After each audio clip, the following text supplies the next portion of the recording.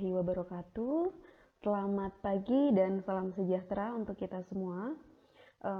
Bagaimana kabar anak-anak ibu hari ini?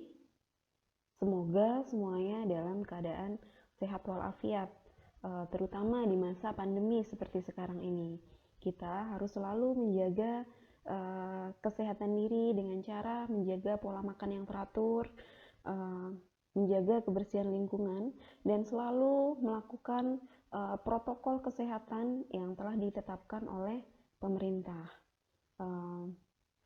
Ibu tidak bosan-bosannya untuk mengingatkan protokol kesehatan yang harus kita lakukan, diantaranya yaitu melakukan social distancing atau menjaga jarak dengan orang lain ketika kita sedang berada di luar rumah. Selalu mencuci tangan ketika kita selesai melakukan aktivitas apapun, dan juga selalu menggunakan masker ketika kita sedang bepergian. Semoga dengan kita selalu mematuhi protokol kesehatan yang sudah ditetapkan, kita dapat terhindar dari hal-hal yang tidak kita inginkan. Baik, anak-anak ibu yang berbahagia, Ibu ucapkan selamat kepada anak-anak ibu yang pada tahun ini sudah berhasil naik ke jenjang yang lebih tinggi. Saat ini kalian sudah berada di kelas 9, tingkat sekolah menengah pertama. Ibu harap kalian tetap terus tingkatkan belajar kalian agar mendapatkan hasil yang maksimal, terutama di masa seperti sekarang ini, karena kita dilarang untuk berkumpul, jadi kita diwajibkan untuk melakukan kegiatan belajar dari rumah. Ibu harap hal ini tidak menyurutkan niat belajar kalian. Semoga dengan kita belajar dari jarak jauh ini, kalian tetap bisa belajar secara maksimal dan juga dapat menggunakan berbagai aplikasi dan berbagai media sosial yang bisa kalian gunakan untuk materi-materi yang kalian akan kerjakan. Dan juga ibu harap kemarin yang nilai-nilainya masih kurang bagus, jangan patah semangat. Ibu harap kalian terus berusaha dan belajar agar bisa mendapatkan hasil yang maksimal. Materi pertama di semester awal kelas 9 ini kita akan mempelajari tentang mengidentifikasi teks laporan percobaan. Nah, kalian semua tentu pernah melakukan suatu percobaan atau suatu eksperimen, baik ketika kalian duduk di bangku sekolah dasar maupun ketika di kelas 7 atau 8 kemarin. Tentu banyak sekali percobaan-percobaan yang telah kalian lakukan. Ayo coba ingat kembali percobaan apa saja yang telah kalian lakukan. Baik, anak-anak ibu yang berbahagia, setelah kalian mengingat-ingat kembali percobaan apa saja yang pernah kalian lakukan ketika kalian duduk di bangku sekolah dasar maupun di kelas 7 atau 8 kemarin, ibu akan membacakan dahulu kompetensi dasar, indikator pencapaian kompetensi yang ingin dicapai setelah mempelajari materi ini. Jadi kompetensi dasarnya di KD 3.1 yaitu mengidentifikasi informasi dari laporan percobaan yang dibaca atau dan didengar. Lalu indikator pencapaian kompetensi yang ingin dicapai, yaitu kalian nantinya akan mampu mengungkapkan pengertian dan fungsi teks laporan dari berbagai contoh model teks laporan. Lalu kalian juga nantinya akan mampu menyampaikan isi informasi dari teks laporan tersebut. Apa sih pengertian dari teks laporan percobaan itu? Nah, teks laporan percobaan terdiri dari 3 kata, yaitu teks sendiri itu adalah berarti sebuah tulisan. Lalu laporan. Pengertian dari laporan adalah bentuk penyampaian berita atau pemberitahuan, atau juga bisa disebut juga pertanggungjawaban kepada orang lain yang telah memberikan tugas kepada kita. Jadi setelah kita diberikan tugas oleh Bapak atau Ibu guru, tentu kita harus melaporkan, oh tugas ini sudah kita laksanakan dengan baik. Lalu percobaan. Pengertian nama lain dari percobaan yaitu eksperimen atau suatu tindakan pengamatan untuk membuktikan atau menguji dari sebuah teori. Nah, jadi pengertian dari teks laporan percobaan adalah teks atau tulisan yang berisi paparan tentang tujuan, proses, dan hasil dari percobaan tersebut. Fungsinya yaitu untuk menyampaikan hasil dari kegiatan yang telah dilakukan. Lalu, teks laporan percobaan merupakan teks yang menceritakan tentang percobaan yang dilakukan oleh peneliti. Jadi, peneliti itu bisa dilakukan oleh seorang individu atau dilakukan sendiri, dan juga bisa dilakukan secara berkelompok. Dan setelah kalian mengingat-ingat kembali apa saja sih percobaan atau eksperimen yang telah kalian lakukan, nah mungkin salah satunya ini mungkin kalian pernah membuat membuat roket air, atau juga melakukan percobaan kimia sederhana, menulis pesan rahasia dengan tinta tak terlihat. Atau mungkin juga kalian pernah melakukan percobaan sederhana meniup balon dengan botol. Nah, mungkin sebenarnya lebih banyak lagi percobaan-percobaan yang telah kalian lakukan. Kita akan mengidentifikasi atau mempelajari apa sih perbedaan dari teks laporan, teks deskripsi, dan juga teks eksplanasi. Sambil kita mengingat kembali, teks deskripsi dan juga teks eksplanasi merupakan teks yang telah kalian pelajari di kelas 7 dan 8 lalu.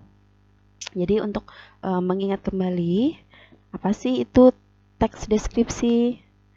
Nah, teks deskripsi adalah teks yang menggambarkan secara jelas objek, tempat, atau peristiwa yang sedang menjadi topik kepada pembaca.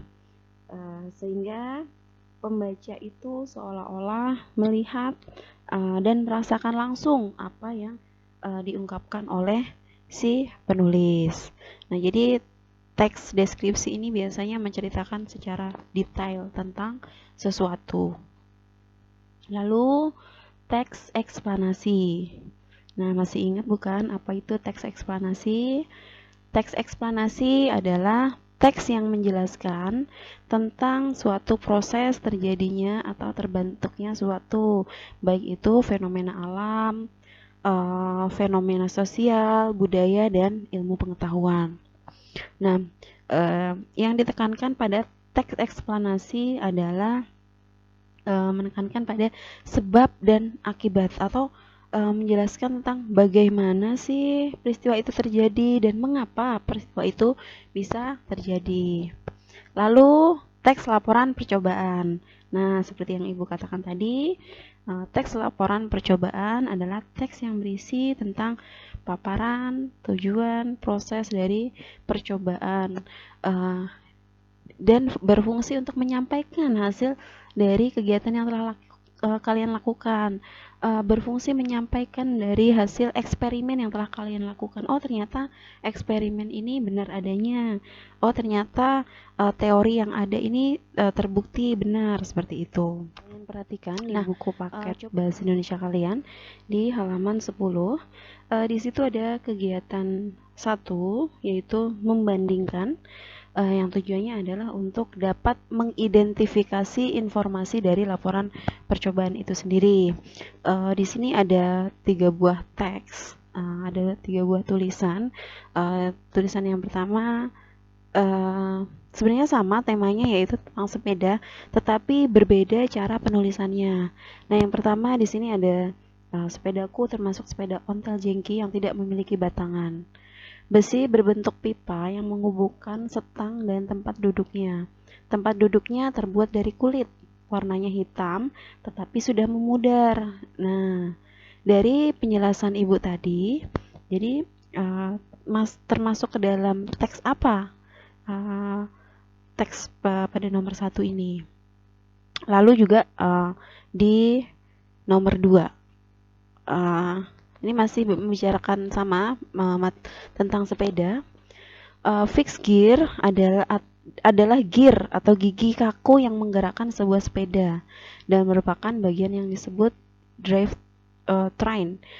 Drivetrain merupakan gabungan berbagai komponen yang saling terhubung dan merupakan sistem penggerak sepeda yang terdiri atas pedal, lengan engkol, gear depan, gear belakang, dan tentunya rantai. Nah, dan lain sebagainya. Ini sebenarnya termasuk ke dalam teks apa? Bacaan yang kedua ini. Lalu teks yang ketiga. Sepeda adalah kendaraan beroda 2 atau 3, mempunyai setang, tempat duduk, dan sepasang pengayuh yang digerakkan kaki untuk menjalankannya. Salah satu jenis sepeda yang banyak digunakan hingga tahun 1970-an adalah jenis ontel. Nah, di sini di teks 1, 2, dan 3 objek yang dibicarakan adalah sama, yaitu tentang sepeda, tetapi berbeda cara penyampaian. Nah, setelah kalian membaca dan membandingkan ketiga teks tersebut, dapatkah kalian mengklasifikasikan termasuk ke dalam teks jenis apakah pada teks 1, 2, dan 3? Nah, teks yang pertama, sepedaku termasuk sepeda ontel jengki yang tidak memiliki batangan. Besi berbentuk pipa yang menghubungkan setang dan tempat duduk.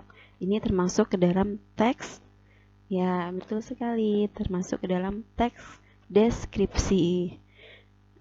Lalu yang kedua, fixed gear adalah gear atau gigi kaku yang menggerakkan sebuah sepeda dan merupakan bagian yang disebut drivetrain.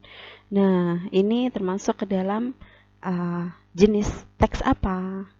Ya, betul sekali, merupakan termasuk ke dalam jenis teks eksplanasi. Seperti yang sudah Ibu jelaskan tadi, teks eksplanasi itu adalah menjelaskan tentang suatu proses dan lebih menekankan sebab akibat bagaimana dan mengapa bisa terjadi. Lalu teks yang ketiga tentu saja itu termasuk ke dalam teks laporan. Nah, karena teks jenis teks laporan adalah yang berisi tentang paparan, tujuan, dan juga hasil percobaan tersebut. Jadi setelah kalian mengetahui perbedaan dari masing-masing teks tersebut, teks mana yang termasuk teks laporan, teks eksplanasi yang mana, dan yang termasuk teks deskripsi yang mana, ya Ibu berharap kalian dapat menunjukkan dan menjelaskan masing-masing dari perbedaannya sesuai dengan apa yang sudah Ibu jelaskan tadi. Jadi tolong tunjukkan, teks ini kenapa sih dikatakan sebagai teks deskripsi, kenapa teks ini dikatakan sebagai teks eksplanasi, dan juga teks yang satunya kenapa disebut juga itu disebut teks laporan. Jelaskan alasan kalian dan juga tuliskan kalimat yang menunjukkan itu merupakan teks, ciri-ciri dari teks tersebut. Lalu Ibu harap kalian dapat mengerjakan dengan baik setelah menyimak apa yang sudah Ibu jelaskan tadi. Ibu harap kalian dapat segera menyelesaikannya. Jika ada yang ingin ditanyakan, boleh langsung tanya ke Ibu, boleh chat WA atau tulis di kolom komentar di video ini. Sekian penjelasan hari ini. Jangan lupa untuk menyukai atau like video ini dan juga subscribe atau mengikuti channel YouTube Ibu ini agar kalian tidak ketinggalan materi-materi yang akan Ibu berikan berikutnya. Karena setelah ini kita akan mempelajari ciri-ciri dari teks eksplanasi, teks laporan itu sendiri, lalu juga strukturnya dan juga kaidah kebahasaannya. Jadi Ibu harap kalian dapat mengerjakan dengan baik. Selamat mengerjakan. Dan jangan lupa selalu menjaga kesehatan. Dan Ibu akhiri pembelajaran kali ini. Wabillahi taufiq wal hidayah. Wassalamualaikum warahmatullahi wabarakatuh.